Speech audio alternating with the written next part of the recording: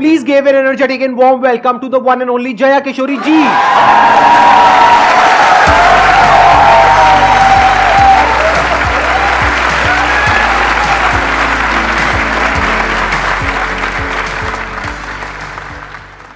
I want to ask you कि like आपने ये क्यों चूज किया कि you want to go into spirituality? उसमें आपको पता ही नहीं होता है कि करियर क्या होता है, काम क्या होता है।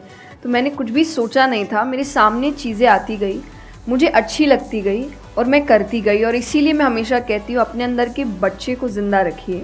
और फिर मुझे पता ही नहीं चला कि कब सिचुएशन कहाँ हो गई। जब मुझे समझने का मौका मिला कि चलो कुछ बनते हैं, मैं ऑलरेडी बन चुकी थी।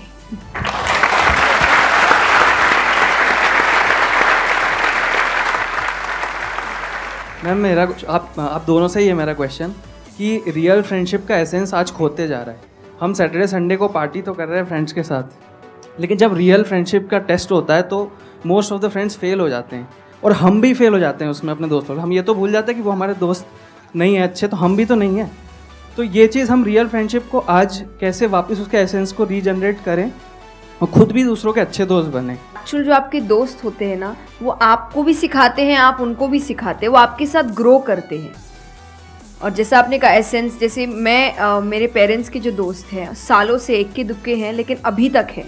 और अभी भी हम कई बार ऐसा लगता है कि आप ऐसे कैसे बात कर रहे हो उनसे, तो वो कहते हैं हमारे दोस्तों को अपने दोस्तों जैसा मत समझना कि हम एक दो बोल देंगे या एक दो चीज़ें हो जाएंगी और हमारी दोस्ती टूट जाएगी। हमारी दोस्ती इस चीज़ पर नहीं बनी है। वो अगर महीनों भी एक दूसरे से नहीं मिल रहे हैं या एक साल तक भी उन्होंने बात नहीं की है, वो एक साल बाद भी फ़ोन करते तो वो वैसे ही होते जैसे वो एक साल पहले थे, जहाँ उनकी बात छूटी थी, बिल्कुल वैसे। उससे बड़ा दोस्त का आई थिंक क्वालिटी यही है जो सपोर्टिव है लेकिन गलत चीज़ों में नहीं है। तो सब वो हर वक्त सही के लिए आपके पास खड़े हैं। और तीसरा जो मैं सबसे अच्छा कहती हूँ कि आपकी और उनकी मेंटालिटी, वो कठिन है, जिंदगी आसान नहीं है, किसी के लिए नहीं, भगवान के लिए भी नहीं हुई। आप राम जी को उठाइए, कृष्ण जी को उठाइए, जब तक यहाँ रहे कोई सुखी नहीं रहा। मैच होनी चाहिए।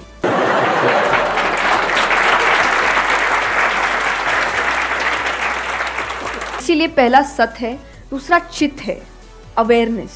मेरे पापा इस पर मैंने एक बार उनसे क्वेश्चन किया था कि बोले तो पापा कैसे जवाब दे। तो पापा बोले उनको पूछना उन्होंने अपने परदादा को देखा था। देखा तो नहीं होगा।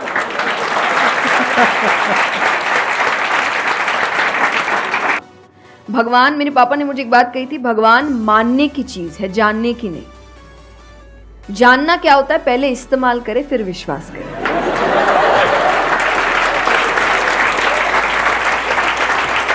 तो जो भी काम कर रहे हो परमानेंट क्या है उसमें वो देखो, और ये आपकी सक्सेस पे भी काम आता है। भगवान जैसे अब हम कहते हैं ना कि दुनिया में कुछ सच नहीं है, संसार सच नहीं, इसका मतलब क्या, छोड़ने के लिए नहीं। क्या आप पहली चीज़, जब दुख आ रहा है तो डिप्रेशन में मत जाओ, क्योंकि आप जानते हो ये भी परमानेंट नहीं है, टेम्पररी है, कल फिर ठीक हो जाएगा। खुशी आ रही है तो घमंड मत करो, ये भी निकल जाएगा, ये पोजीशन भी ज़्यादा समय तक रहेगी नहीं, तो उसको रखने के लिए काम करते रहो। तो भगवान हर चीज़ में कहते बैलेंस्ड रहो, और परमानेंट वो है उसके पीछे भागो। तो आप अपने आप ही जो दिखावे की दुनिया है, करते हम सब है और सब कुछ करना चाहिए लाइफ में, सब एंजॉय करिए, पर अगर उसको जानते हुए करोगे कि परमानेंट नहीं है, तो जैसा मैंने कहा वो यहाँ जाएगा नहीं। जैसे एक पक्षी है, आप पेड़ पे उसको बैठा दो और फिर जिस ब्रांच पे वो बैठी उसको काटने लगो, और जब तक ब्रांच नहीं गिरेगा वो नहीं हटेगी, क्योंकि उसको ब्रांच पे भरोसा है ही नहीं। उसको पता ये रहेगा ना, उसको अपने पंखों पे है कि वो जैसे ही गिरेगा मैं उड़ जाऊंगी।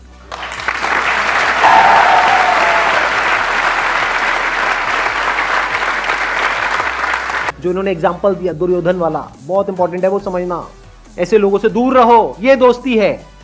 दोस्ती को तोड़ देना दोस्ती होता है बहुत बार।